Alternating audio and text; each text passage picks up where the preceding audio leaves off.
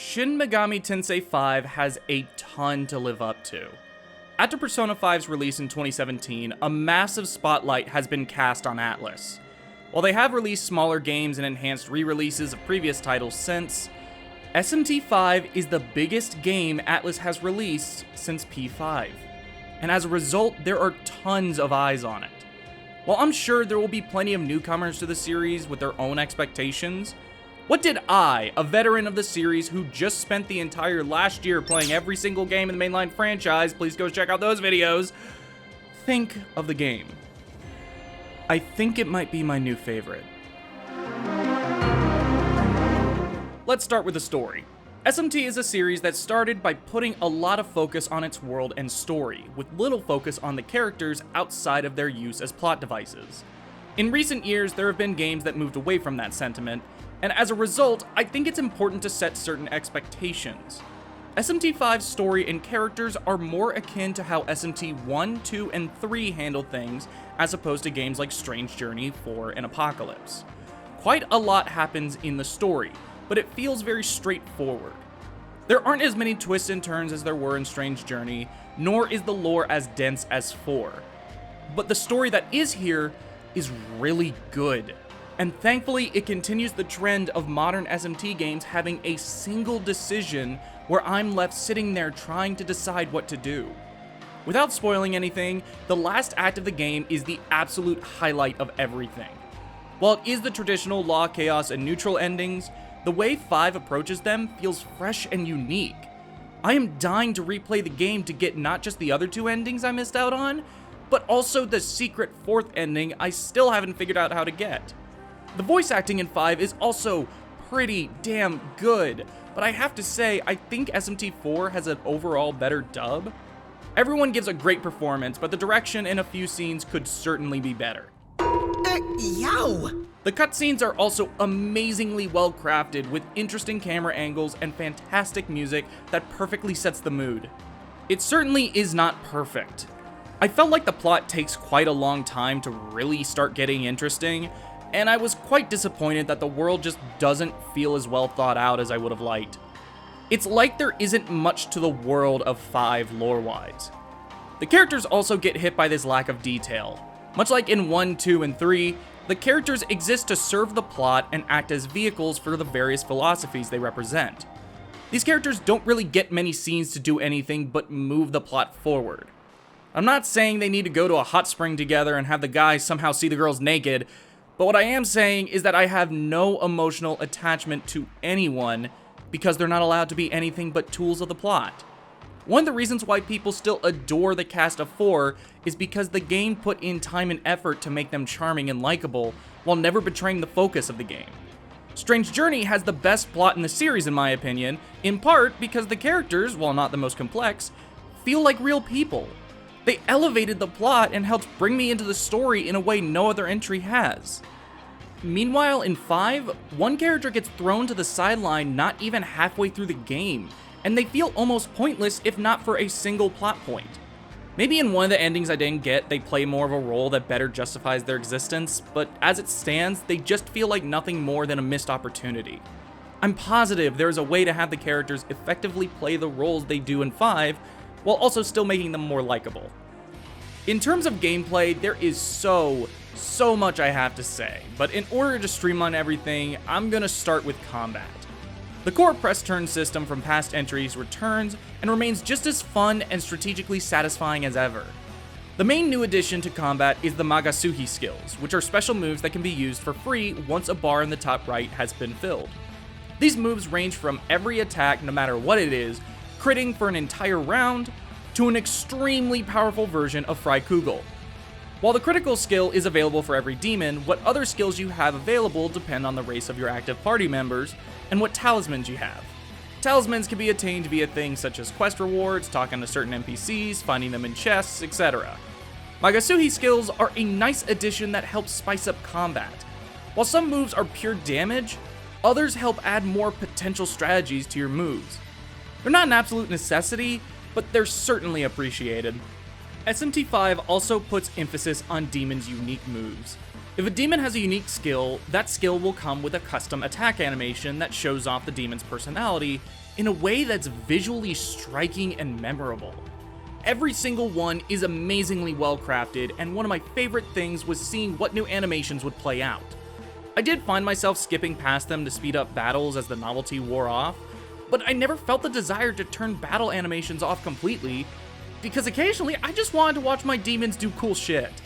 The more elaborate animations are mainly reserved for fan-favorite demons such as Jack Frost and Alice, as well as every demon designed by Masayuki Doi.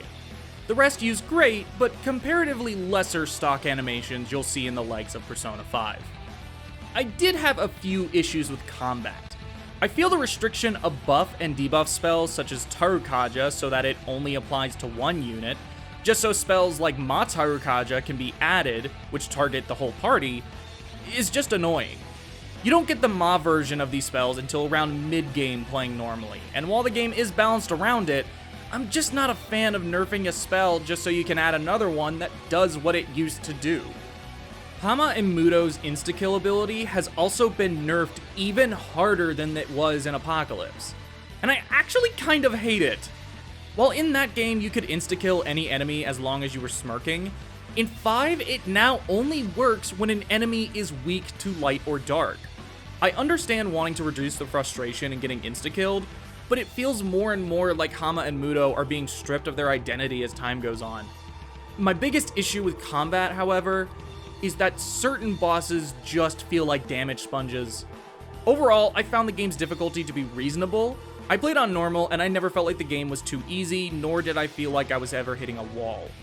It always felt like every fight was possible to beat, and I just had to go about it the right way. But then there are bosses that are little more than wars of attrition, and they suck. Moving away from combat, the best part of the game that I feel pushes SMT5 into potentially becoming my new favorite entry is the exploration. As some of you might be aware, the original intention with Nocturne was to create an open world game, but due to the technological limitations at the time, it wasn't possible. SMT5 feels like Atlus was finally able to realize this dream. Kinda. Much like with SMT4, you won't be spending most of your time running around dungeons, but rather you'll be running around areas of Tokyo that are complex and filled with stuff to do. It feels like Atlus's take on the Xenoblade school of world design. Multiple large, open spaces with hidden secrets to find, enemies to fight, and quests to complete.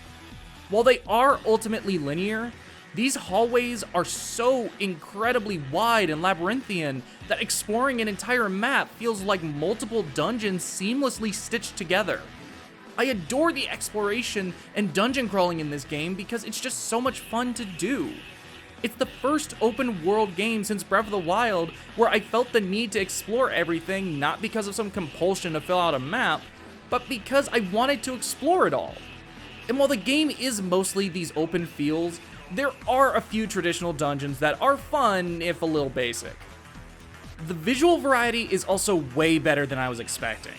I was initially worried about everything looking too similar, but Atlus was able to make each area stand out in different ways thanks to impeccable art direction. The graphics are also absolutely beautiful. I don't think it's a stretch to say that this is the best looking game Atlus has made yet. The only problems I have with the new style of dungeon crawling and exploration is that 1, the camera can be awkward in tight spaces, and 2, the performance is not great. Hell, the frame rate is kind of rough all throughout the game. It's never awful, but you can really feel Atlus pushing the Switch to its limits. The last thing I wanted to really touch on is building your character, as there's actually quite a bit to talk about. The way you'll be getting new moves is through essences, which works similarly to D-Sources from Strange Journey. Every demon has an essence with specific skills attached to it. You can take these skills and add them to your character or any of your demons through apotheosis. Each essence also has affinities to them that you can apply to the Nahobino. At first, I wasn't super hot on them, but I eventually came around on essences, and I grew to appreciate them. They're essentially a more streamlined version of D-Sources that don't require you to fuse a demon in order to use them. Another major aspect of building your character are miracles, which is essentially just the app system from the last 3 games. Rather than use app points, you obtain miracles from the world of shadows by paying with glory, which is found by finding Mimans around the map or from special chests hidden around the world. Miracles give you certain advantages, such as healing HP and MP when you level up, to improving your potential with different types of skills, to unlocking more skill slots for you and your demons. By the end of the game, I felt like a monster with how many miracles I had unlocked, many of which were passive, while others were more active. My only real complaint with character customization is stat building. Stat building in SMT5 is weird, as you're given 5 stat points per level, but 4 of them are automatically applied, leaving you with 1 point you actually get to allocate. The other 4 points are used to balance out your stats. It seems you can still make proper builds like in past games, but it never feels like I'm actually in control of my stats. I'd rather the game just let me apply all 5 points on my own. Save the auto stat placement for easier difficulties, or even just as an optional thing in the menus. To me, Shin Megami Tensei 5 feels like the opposite of Persona 5. While P5 strove to refine a formula while not doing anything new of real value, SMT5 feels like it's pushing the series forward in the same way Breath of the Wild did for Zelda. By completely changing up the general format of its world, it drastically changes its dungeon crawling from the traditional running through corridors to exploring complex, open areas that are just as engaging, if not more so. Sadly, the game's performance and narrative could be better than it is, but the core gameplay is able to make up for it by letting Atlus give their own take on Xenoblade-styled level design. I absolutely adore Shin Megami Tensei 5, despite all of its shortcomings. Hopefully, the game can be refined in the inevitable enhanced re-release, but what I'm really excited to see is how the series builds upon this foundation and creates even more new worlds for me to explore and crawl around. Nice to meet you. Let's play. Haha! I lied in that one tweet. I didn't have to wait to play SMT5 because I had already been playing it for weeks! Thank you so much to Atlus West for the review copy. It means so much to me that I get to review the newest entry in one of my favorite series. I cannot wait to hear what everyone else thinks of SMT5, so please tell me what you think of it in the comments below. I am dying to see how people react to this game. If you enjoyed this video and want to watch more, I just finished a video series where I covered every single mainline SMT game that you should definitely check out. If you want to help support what I do, check out my Patreon, or simply just subscribe and hit the bell. I just churned this video out in just a little over 12 hours. I'm tired. I hope you all enjoy the game. I'm gonna leave you with a sample of what Ippon Dachara sounds like in this game, because what the hell?